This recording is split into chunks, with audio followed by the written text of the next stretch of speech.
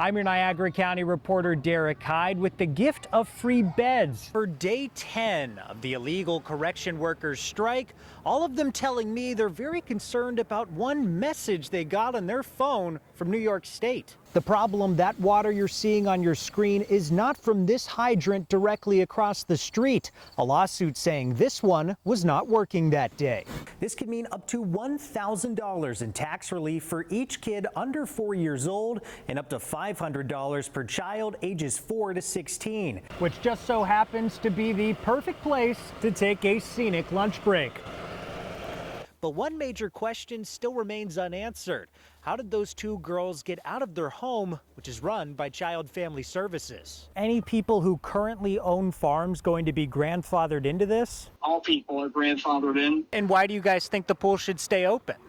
Because if it's not open, then we won't have something to do over the summer. So if you are going to hit the streets in Genesee County, please be safe, because this is not what you want to be in right now.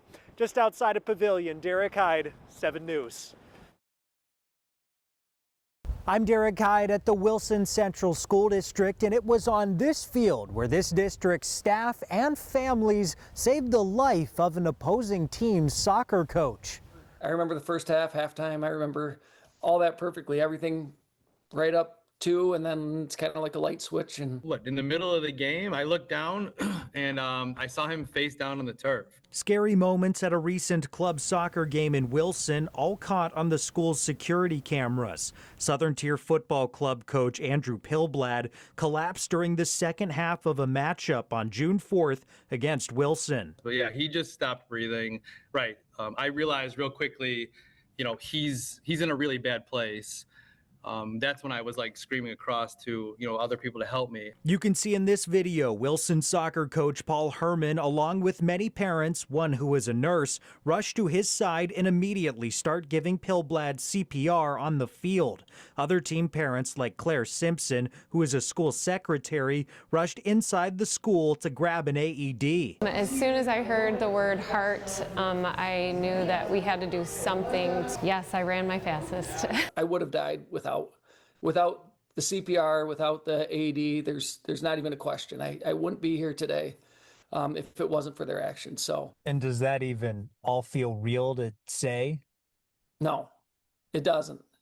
It doesn't. If I think about it too much, I get real emotional. And paramedics arrived on scene shortly after and rushed Pillblad to Buffalo General. He spent a week there recovering. Coach Pillblad tells me those parents are lifesavers. If it was a trained group of professionals, it'd be a miracle. The fact that it was just people. Without them, I wouldn't be here. Pillblad tells me he's in his 40s and had no previous health issues, but he hopes this freak event serves as a testament to get others CPR and AED certified. If you can have a chance to learn it, get to know it, and maybe you'll be the person saving someone's life. A message that Wilson High School coach Herman tells me his players will be putting into practice very soon. Probably just give them a taste of what it is to administer, I guess, the CPR. Thank God that, that man is here today. Pillblad tells me his doctors are still trying to determine why this happened. Meantime, more than a dozen of those parents will be honored by the district at an upcoming board meeting. Thank you. I thank you. My family thanks you. Everybody thanks you. I can't thank you enough. We're a voice for Wilson. Derek Heid, 7 News.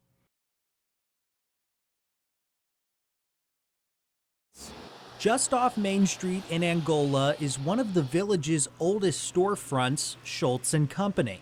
But behind that iconic building is this, a huge pile of garbage. Owner Phil Van Kennett tells me this eyesore has been bringing down his business for months. So tell me, what exactly is going on here? It was an old restaurant, so we got booths and tables and junk and papers and you name it, all piled in a big pile, and then it get rained on, and then the wind blows, and it looks like it looks like the dumps. Customers come in every single day. What's going on? Nobody seems to have an answer when it's going to go away. Those customers of his, like Joe Mecca, share that same sentiment. Somebody coming in who's going to move here and they see that, and it's just not right.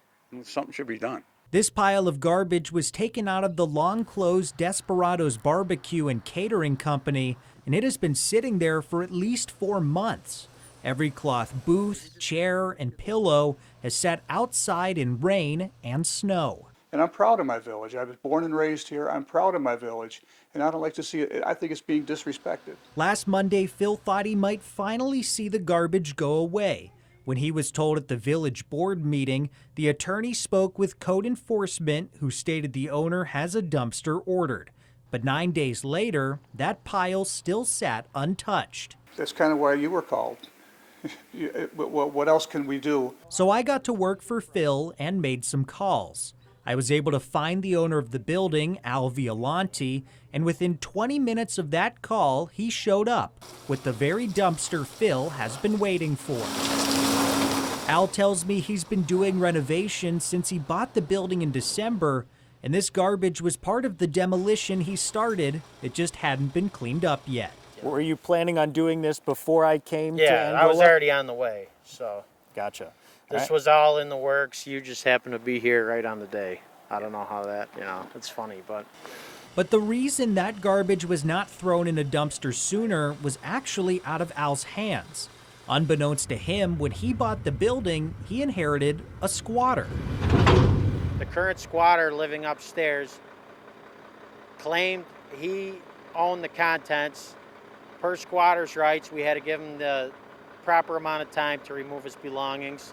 We left it as it lied. Okay, so it's been about 4 months now? Yeah, which was the required time per the squatter's law that we had to leave it. Immediately after our conversation, Al then took it on himself to clear the trash and place it in that very dumpster he brought, which was a welcome sight for Phil to see. We've had lots of promises before, and it's going to be pretty soon. When it happened in 1 day because you came out here. Al tells me the dumpster will stay there for about a week, and when the squatter is officially evicted, he will take it away. As for those renovations, Al hopes to open a brand new restaurant in 2026. We're a voice for Angola. I want to say thank you, Derek and Channel 7, for coming out here, because you're the guys that made it happen. Derek Heid, 7 News.